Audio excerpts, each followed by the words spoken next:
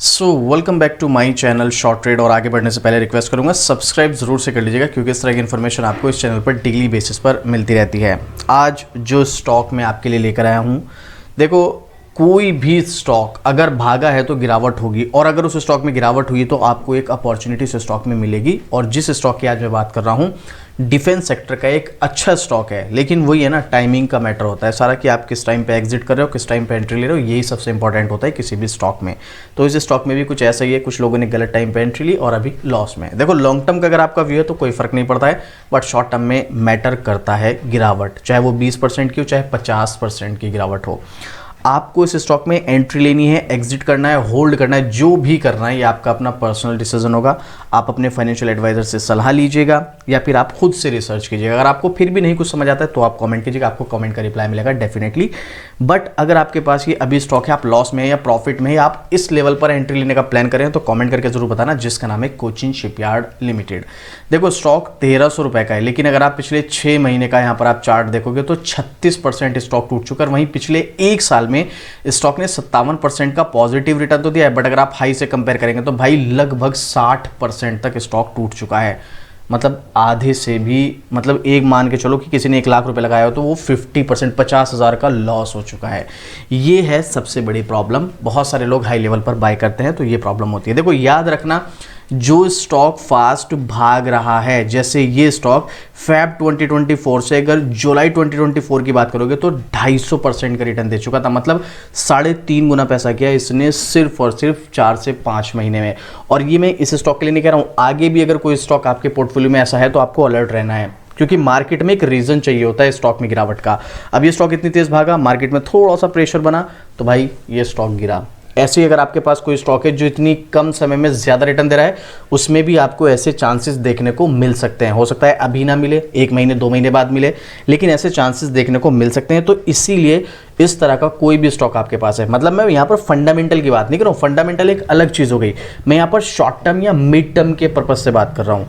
तो short term में अगर कोई इतनी फास्ट स्टॉक भाग रहा है, कितना भी फंडामेंटली स्ट्रॉन्ग अच्छा स्टॉक हो, कुछ भी न्यूज़ आ रही हो, लेकिन जैसे उसको एक मौका मिलेगा प्रॉफिट बुकिंग का तो वो अच्छी खासी प्रॉफिट बुकिंग दिखा सकता है, जो कि इस स्टॉक ने भी दिखाई है। चलो ये तो हो गई, मैं आपको इस तरह के और स्टॉक्स में अलर्ट रहने की बात कर रहा हूँ, लेकिन इस स्टॉक में आगे क्या करना चाहिए। चलो मैं एक आर्टिकल आपको पहले दिखाता हूँ, उसके बाद हम टेक्निकल पर चलेंगे सीधा।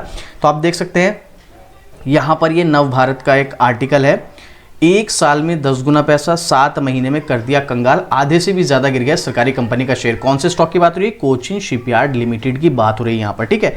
मार्केट में क्या क्या हुआ पिछले कुछ टाइम में मुझे बताने की जरूरत नहीं है, आप मार्केट में काम करते हैं तो अच्छी तरीके से जानते हैं। अब सभी ज़्यादातर स्टॉक्स किस सिचुएशन में चल रहे हैं, कई सारे प्रेशर बने हुए थे मार्केट में, उसकी वजह से मार्केट में गिरावट के लिए किसी भी स्टॉक को एक बहाना चाहिए था, इसको भी एक मिल गया। अब यहाँ पर स्टॉक ने जो है 6 महीने में निवेशकों की जो रकम है उसको आधा कर दिया है। ऐसे में बहुत सारे लोग ऐसे होते हैं जो डर जाते हैं और स्टॉक को सेल करके निकल जाते हैं, एग्जिट कर जाते हैं। ठीक है, अगर आपका शॉर्ट टर्म का व्यू है तो देखो थोड़ा सा यहाँ पर डरने वाली बात है भी। लॉन्ग टर्म एक अलग चीज़ होती है, आपको बहुत सारी चीज़ें मैटर करती हैं, सब कुछ देखना पड़ेगा। अब ये कंपनी के बारे में अगर आप इसके थोड़े से फंडामेंटली इस कंपनी के बिजनेस को देखोगे तो आपको लगेगा कि नहीं यार कंपनी में दम तो नज़र आता है। लेकिन अगेन रिपीट कर रहा हूँ, शॉर्ट टर्म में तो कुछ भी पॉसिबल है। ये सब चीज़ें हमें इसके फंडामेंटल, कंपनी इस लेवल पे काम कर रही है, इस तरह के ऑर्डर्स मिल रहे हैं, कंपनी के फाइनेंशियल इतने ज़बरदस्त नज़र आ रहे हैं, कंपनी प्रॉफिट पे प्रॉफिट बना रही है, ये सिर्फ लॉन्ग टर्म में मैटर करता है। शॉर्ट टर्म में तो कुछ भी पॉसिबल है यहाँ पर। वैसे तो इसमें बहुत सारी चीज़ें अच्छी हैं। यहाँ पर इस स्टॉक ने क्या क्या दिया है, यहाँ पर सब कुछ डिटेल में डिस्कस किया गया है। मैं यहाँ पर आपके साथ डिस्कस नहीं करूँगा, मैं आपको दिखाऊंगा सीधा इसके कुछ फाइनेंशियल्स। जैसे यहाँ पर नाम पढ़ सकते हैं आप, कोचिन शिपयार्ड लिमिटेड, 34,832 करोड़ का इसका मार्केट कैप है। चलो कोई बात नहीं, कंपनी प्रॉफिट में के साथ साथ अपने शेयर होल्डर्स को डिविडेंड भी देती है, कंपनी की फेस वैल्यू 5 है।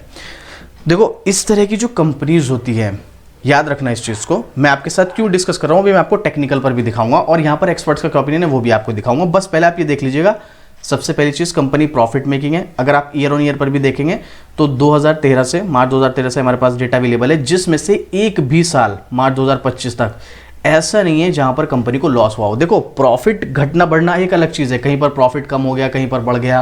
जैसे यहाँ पर 2023 में 334 आ गया था 587 करोड़ से घटकर, लेकिन था पॉजिटिव, उसके बाद दोबारा बढ़ रहा है। प्रॉफिट घट रहा है बढ़ रहा है वो एक अलग चीज़ है, लेकिन कंपनी ने लॉस नहीं किया है, ठीक है। ये इसमें पॉजिटिव चीज़ है, कंपनी प्रॉफिट कंटिन्यू बना रही है। सेल्स ग्रोथ इसकी बहुत ज़्यादा खास नहीं है, लेकिन प्रॉफिट ग्रोथ ठीक ठाक है। स्टॉक प्राइस CAGR भी ठीक अच्छा खासा में देखने को मिल रहा है और रिटर्न ऑन इक्विटी भी ठीक ठाक है यहाँ पर, है ना। बैलेंस शीट में almost company debt free, continuous के रिजर्व्स बढ़ रहे हैं, कंटिन्यूस के फिक्स एसेट बढ़ रहे हैं, सब कुछ अच्छा है, कोई दिक्कत वाली बात नहीं है। शेयर होल्डिंग पैटर्न में थोड़ा सा यहाँ पर आप देखोगे इसी क्वार्टर में प्रमोटर्स ने हिस्सेदारी को घटाया है, 72.86 से घटाकर 67.91, ऑलमोस्ट 5% के समथिंग यहाँ पर प्रमोटर्स ने हिस्सेदारी को घटाया। लेकिन उसी में अगर आप देखेंगे DI ने 3% से बढ़ाकर 6.63 किया है, तो थोड़ा बहुत ऊपर नीचे चलता रहता है, कोई इतना बड़ा इशू नहीं है। यहाँ पर थोड़ा सा FI ने भी स्टेक को घटाया। FI तो चलो मार्केट में से पिछले कुछ टाइम से हम देख रहे हैं बिकवाली चल ही रही है, FI की बिकवाली की वजह से ही मार्केट में प्रेशर आया है, तो FI ने यहाँ पर सेल किया तो कोई बहुत बड़ा इशू नहीं है। लेकिन यहाँ पर वहीं DI ने स्टेक को इंक्रीज किया है, ये पॉजिटिव पॉइंट है, और थोड़ा सा यहाँ पर पब्लिक का स्टेक भी बढ़ा है। अब इन सब चीज़ों को हम डिटेल में जानेंगे जब इसकी एक डिटेल वीडियो बनाएंगे वहाँ पर। बस मैं आपको कुछ पॉइंट यहाँ पर शेयर करना चाहता था जिसके व्याप पर आप इस स्टॉक में देखें कि इसके फाइनेंशियल अच्छे हैं, ठीक है, फंडामेंटल भी अच्छे हैं। अगर आप यहाँ पर देखें, अब मनी कंट्रोल की वेबसाइट पर अगर आप जाकर देखेंगे इसके जो एक्सपर्ट्स का ओपिनियन है वो, तो यहाँ पर आप नाम पढ़ लीजिएगा, कोचिंग शिपयार्ड्स लिमिटेड। थोड़ा सा ज़रा स्क्रॉल करें, यहाँ पर आप देखिएगा 3 एनालिस्ट ने इसमें रेटिंग दी है, एक ने बाय रिकमेंडेशन, एक ने होल्ड रिकमेंडेशन और एक ने सेल रिकमेंडेशन किया। और ये जो एनालिस्ट की रेटिंग होती है अगले 1 साल के हिसाब से होती है। अब यहाँ पर शॉर्ट टर्म पीरियड में देखना आप, जो मैं आपको टेक्निकल चार्ट पर दिखाने वाला हूँ, याद रखना यहाँ पर पब्लिक एक्सपर्ट्स का ओपिनियन है और पब्लिक का ओपिनियन क्या है मैं आपको वो भी दिखा देता हूँ। तो यहाँ पर पब्लिक का ओपिनियन 100% बाइंग है। अगर आप एक इन्वेस्टर हैं, आपको ये स्टॉक 60% के डिस्काउंट पर मिल रहा है, तो बिल्कुल इन्वेस्टमेंट के लिए एक अपॉर्चुनिटी यहाँ पर बनती नजर आ रही है। लेकिन फिर भी आप मेरे कहने पर मत जाना, आप थोड़ा सा खुद भी रिसर्च कर लेना, ठीक है, थोड़ा सा अपने फाइनेंशियल एडवाइजर सलाह लेना। अगर आपके पास फाइनेंशियल एडवाइजर नहीं है तो खुद रिसर्च कर लेना, नहीं समझ में आता है कमेंट करना, मैं आपको पूरी कोशिश करूंगा आपकी हेल्प करने की। तो यहाँ पर आपने देखा अगले 1 साल के हिसाब से 3 एनालिस्ट में से एक ने बाय रिकमेंड, एक ने होल्ड और एक ने सेल रिकमेंड किया है। अब देखो यहाँ पर समझना इसका पूरा गेम टेक्निकल चार्ट पर, ये है इसका टेक्निकल चार्ट। मैंने शायद लास्ट टाइम वीडियो बनाई थी, 1 महीने 1.5 महीने पहले वीडियो बनाई थी, मैंने वहाँ पर आपसे एक चीज़ बोली थी, अगर आप इस स्टॉक में जाना चाह रहे हैं, मतलब एंट्री लेना चाह रहे हैं, तो आपको यहाँ पर देखो, अगर आप टेक्निकल की नॉलेज रखते हैं तो एक बात अलग है, आप यहाँ पे बाय करो, यहाँ पे सेल करो, ठीक है, 1300 के लेवल पर बाय करके आप इसको 1600 सवा 1600 पे सेल कर दो, कोई बात नहीं है, 200-300 रुपये प्रति शेयर का प्रॉफिट मिल जाएगा। बट उसके लिए आपको टेक्निकल नॉलेज होना जरूरी है। अगर आपको टेक्निकल नॉलेज नहीं है और आप इस स्टॉक को इस लेवल पर एंट्री लेने का प्लान कर रहे हैं, तो मैंने क्लियरली बोला था ये स्टॉक हो सकता है यहाँ से अभी कंसोलिडेट चले, और अभी भी यही चांसेस है। मैंने 1 महीने पहले बोला था और मैं आज भी बोल रहा हूँ, थोड़ा थोड़ा स्टॉक तेजी दिखाएगा, फिर थोड़ा सा नीचे आ जाएगा, थोड़ी तेजी दिखाएगा, थोड़ा नीचे, लेकिन इसी तरीके से करते करते स्टॉक इसी रेंज में आपको कंटिन्यू एक कंसोलिडेशन पैटर्न बनाता हुआ नजर आ सकता है। तो इसीलिए अगर आप इस स्टॉक में जाने का प्लान कर रहे हैं तो आप यहाँ पर देखो, अब समझना इसका गेम पूरा। स्टॉक यहाँ से मैं आपको एग्जैक्ट डेट बता रहा हूँ, ये है डेट मार्च 2024 से कब जुलाई 2024 तक भागा, मार्च अप्रैल मई जून जुलाई, ऑलमोस्ट 6 महीने, ये 5 महीने, ठीक है, भागा। उसके बाद देखना अब यहाँ पर जुलाई के बाद से स्टॉक गिरना शुरू हुआ, और कहाँ तक गिरा, नवंबर तक, जुलाई अगस्त सितंबर अक्टूबर नवंबर, अगेन वही 5 महीने गिरावट, 5 महीने भागा, 5 महीने गिरावट, और नवंबर के बाद से स्टॉक ने रेंज बनाई अभी तक, फेब तक, यानी कि जनवरी और फरवरी, दिसंबर जनवरी फरवरी, 3 महीने से स्टॉक एक रेंज बना रहा है। हो सकता है, देखो मैं ये नहीं कह रहा हूँ कि ऐसा ही होगा, लेकिन हो सकता है 6 महीने स्टॉक भागा, 6 महीने गिरावट रही, 6 महीने कंसोलिडेशन और उसके बाद दोबारा तेजी, ऐसा हो सकता है। ये मेरा प्रिडिक्शन है, मैं फिर से रिपीट कर रहा हूँ, हो सकता है मैं गलत हूँ।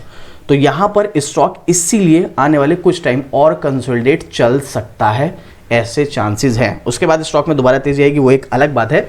लेकिन यहाँ पर इसीलिए मैं आपको बोल रहा हूँ, अगर आप एंट्री लेने का प्लान करें तो मिड टर्म के पर्पज से लेना, कम से कम 6 महीने का व्यू आपको होना चाहिए, 6 महीने से साल भर का, तो आप इस लेवल पर एंट्री लो। वो एक बात अलग है, स्टॉक में दोबारा तेजी आने के बाद दोबारा से भी गिरावट आ जाए, लेकिन हाँ चांसेस है स्टॉक वापस से ऊपर की तरफ जा सकते हैं। लेकिन अभी फिलहाल के लिए कंसोलिडेट चलने के चांसेस जो हैं वो काफ़ी ज़्यादा नज़र आ रहे हैं। अब आपको क्या लगता है, क्या ये स्टॉक एक्चुअल में इस लेवल पर कंसोलिडेट चलेगा या फिर नहीं चलेगा, स्टॉक में तेज़ी आएगी या गिरावट आएगी, आपको क्या लगता है? क्योंकि गिरावट तो देखो ऑलरेडी काफ़ी आ चुकी है, तो मुझे उम्मीद है कि स्टॉक में कंसोलिडेशन मोड चलेगा। तो आप अगर जाना चाहते हैं इस स्टॉक में एंट्री लेना चाहते हैं, थोड़ा सा लंबे समय के पर्पज से लेंगे तो ज़्यादा बेटर रहेगा। अगर आपको टेक्निकल की नॉलेज नहीं, टेक्निकल नॉलेज है तो फिर एक बात अलग है, आप सपोर्ट रेजिस्टेंस में शॉर्ट टर्म में या स्विंग ट्रेड में भी बना सकते हैं प्रॉफिट यहाँ पर।